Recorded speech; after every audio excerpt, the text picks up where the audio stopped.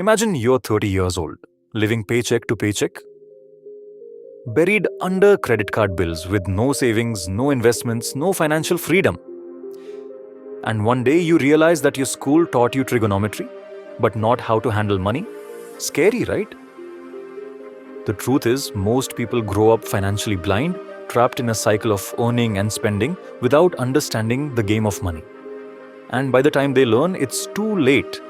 But what if I told you there's a way to break this cycle before it even begins?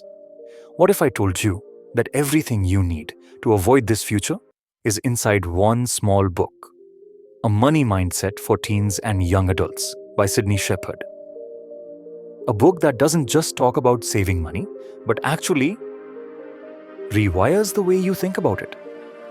If you're a teen or a young adult wondering why you feel anxious every time someone mentions money, or if you've ever thought that money is hard to earn and even harder to keep, then this video is for you.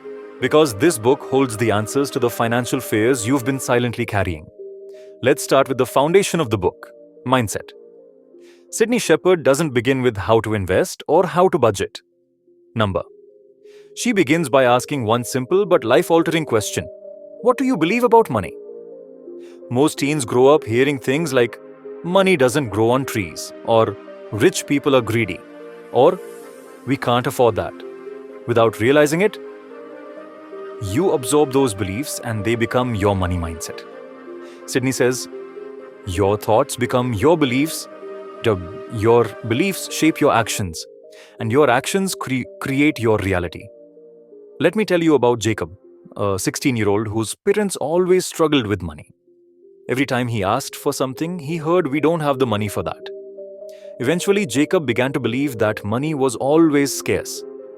So even when he got his first part-time job and started earning, he never saved a single rupee. Why? Because deep down, he believed money was temporary. This is why mindset matters more than math. You can't budget your way out of a poor belief system. That's what the first few chapters of the book drill into your brain. They say, challenge those beliefs. Ask yourself, do I believe money is evil? Do I think I'll never be rich because I'm not from a wealthy family? Do I feel guilty wanting more? Once you recognize the garbage you've absorbed, you can replace it. Replace I'm bad with money with I'm learning to manage money well. Replace I'll never be rich with I'm creating my own financial reality.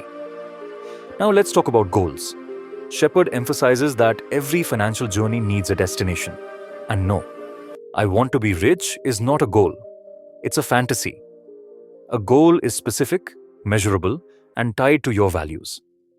She encourages young readers to set SMART goals: specific, measurable, achievable, relevant, and time-bound. Think of Maya, a 19-year-old who wanted to move out by age 22. That's 3 years to save for rent, deposits, furniture, emergencies. She broke her big goal into small ones. Save 2,000 rupees per month. Find a part-time job, reduce impulsive spending.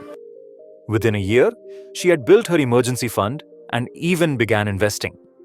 This is the power of a money goal. It makes your efforts meaningful. The book then moves to the importance of budgeting, but not the boring kind that makes you feel guilty every time you buy a coffee. Sydney teaches budgeting as a freedom tool. It's not about restriction, it's about permission. When you budget, you give yourself permission to spend, without stress or guilt. She introduces the 50-30-20 rule. 50% for needs, 30% for wants, 20% for savings or debt repayment. But she also encourages you to tweak it based on your income. A student living with parents might allocate more to savings. She even introduces the concept of fun money. Yes, money you can spend guilt-free.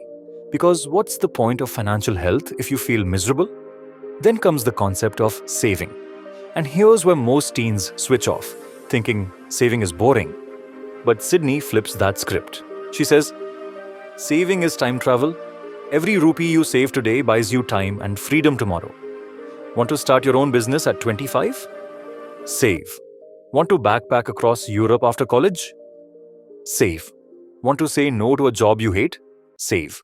She recommends the pay yourself first model. Set up an automatic transfer from your income to your savings, even if it's just 100 rupees a week. Don't save what's left after spending. Spend what's left after saving. Let me tell you about Arav, a college student who started saving 500 rupees per month at age 18. By 25, with small investments, his savings had grown into a fund big enough to help him start a small design studio. His friends had new phones. He had freedom. That's the difference. Now debt. Sheppard doesn't sugarcoat this part. She calls it what it is, a trap. Credit cards, student loans, easy EMIs, they all lure you in with instant pleasure but chain you to long-term pain. She teaches you to ask, is this debt helping me grow or keeping me stuck? If it's not an investment in your future, don't take it. She uses the example of a college student who buys a 60,000 rupee phone on EMI, pays interest for a year, and by the end, the phone is outdated and they're still paying for it. Instead, she teaches you to delay gratification, build your credit score. If this video has even slightly motivated you, then please make sure to give it a like and don't forget to subscribe to the channel for more such inspiring content. I'll see you tomorrow with a new video full of energy and a fresh perspective. Until then, take care of yourself and your loved ones. Keep smiling, keep moving forward, and keep spreading happiness.